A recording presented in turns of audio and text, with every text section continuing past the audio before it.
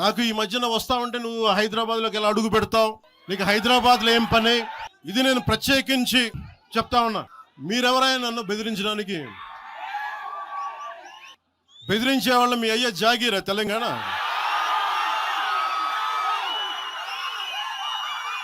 నా మీద దాడులు చేస్తా ఉంటున్నారు కదా. నాకు తెలంగాణలో బెదిరింపుల కంటే కూడా ఆంధ్రాలో బెదిరింపులు ఎక్కువ. నాకు తెలంగాణలో ఇంకా రానివ్వంటారు నన్ను, ఆంధ్రాలో అయితే తల తీసేయని అంటారు కోనసీమలో కొంతమంది. నేను ఓడిపోయినప్పుడు 2019లో ఓడిపోయినప్పుడు మన తెలంగాణ నాయకులు ఒకరే చెప్పారు, అన్నా మా తెలంగాణలో ఉంటే నీకు పరిస్థితి రానిచ్చేవాళ్ళం కాదని చెప్పి. నాకు నిజంగా తెలంగాణ అద్భుతంగా ఉండాలి, యువతకు అద్భుతమైన అవకాశాలు రావాలని కోరుకుంటాను తప్ప నాకు ఇక్కడ కొత్తగా బావుకునేది లేదు, ఏమీ లేదు. బెదిరించే వాళ్ళందరికీ ఒకటే చెప్తున్నాయి. నా ఇంటి ముందు ఎందుకు పెట్టారంటే ఎవరన్నా దాడి చేయాలంటే సంతోషంగా ఇదే నా ఇంటి అడ్రస్, అది మీకు తెలియదు. నాకు అలాంటి భయాలు లేవు. నాకు బాంచన్ సారు కాల్మొక్త అనే ఉద్దేశం ఉంటే పార్టీ ఎందుకు పెడతామా? అంత భయపడేవాళ్ళంతా పార్టీ పెడతామా? మీ ఇష్టానికి మాట్లాడితే మేము భయపడాలా? ఏ రోజున ఒక్క మాట మీకు కేసీఆర్ గారి గురించి కానీ ఇన్ని సంవత్సరాల్లో 12 సంవత్సరాల్లో ఒక్క తెలంగాణ నాయకుడిని ప్రభుత్వం ఏర్పాటు చేసినప్పటి నుంచి ఈ రోజు దాకా ఒక మాటంలా. ఇంకా మా వాళ్ళు తిడతా ఉండేవాళ్ళు, నువ్వు మెత్తబడిపోయి ఏం మాట్లాడలేదని.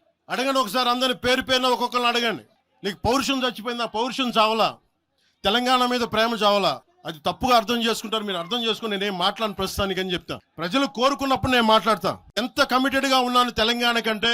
జనసేన మా వాళ్ళందరూ ఎదురు చూస్తున్నారు తెలంగాణలో జనసేన ఎదగాలని.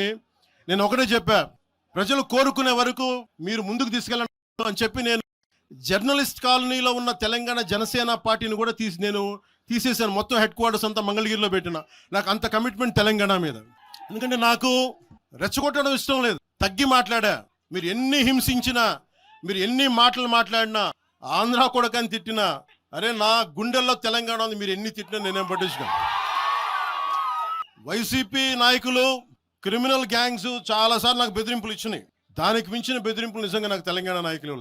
వైసీపీ గుండాలు ఇచ్చిన బెదిరింపుల కంటే కూడా, చంపేస్తామని బెదిరింపుల కంటే కూడా నాకు తెలంగాణ ఎప్పుడు ఇవ్వాల. అసలు ఈ గొడవ అంతా ఎందుకు స్టార్ట్ అయింది? ఈ గొడవ అంతా ఎక్కడ స్టార్ట్ అయింది?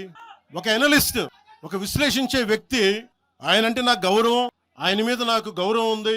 ఆయన తీసుకుపోయి ఓ మీడియాలో మాట్లాడతా అమిత్ షా గారి గురించి మాట్లాడారు. అమిత్ షా గారు నేను మాట్లాడుకున్నామంటే ఆయన విన్నారంటే, ఆయన కూర్చొని తప్పుడు మాటలు మాట్లాడితే దాన్ని ఖండించే. నా మీద మనకు మాట అంటే మన జన సైనికులు ప్రతి చోట ఏదో కూర్చొని ఒక కేసులు పెట్టారు కూడా నాకు తెలియదు.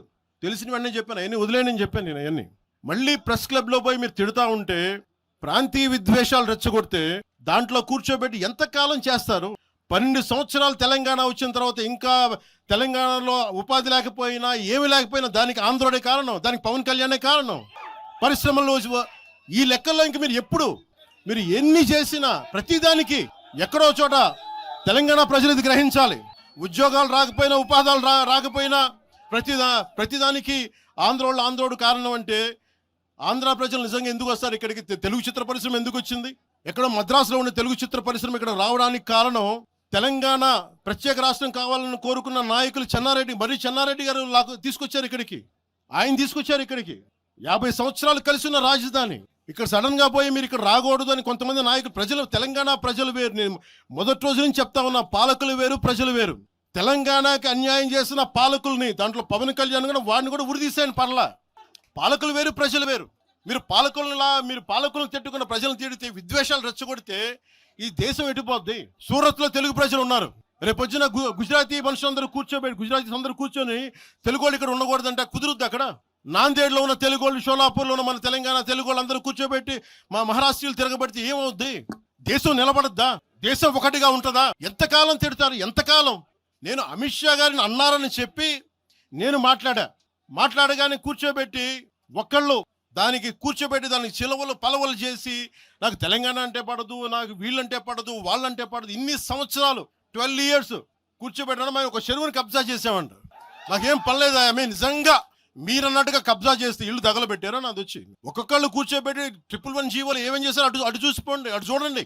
నిజంగా ఈ రోజున తెలంగాణ రాష్ట్ర ముఖ్యమంత్రి గారికే చెప్తున్నా, రేవంత్ రెడ్డి గారికే చెప్తున్నా, ఆయనంటే నాకు ఇష్టం, ఆయనంటే గౌరవం నాకు. కానీ వారికే నేను చెప్తా ఉన్నా, తెలంగాణ ప్రభుత్వానికే చెప్తున్నా, పవన్ కళ్యాణ్ గనుక ఆ చెరువుని ఒక చెరువును ఆక్యుపై చేసుకున్నాడంటే సంతోషంగా చెప్తాను, ఈ రోజున తెలంగాణ ప్రభుత్వానికి రాసి ఇచ్చేస్తున్నా.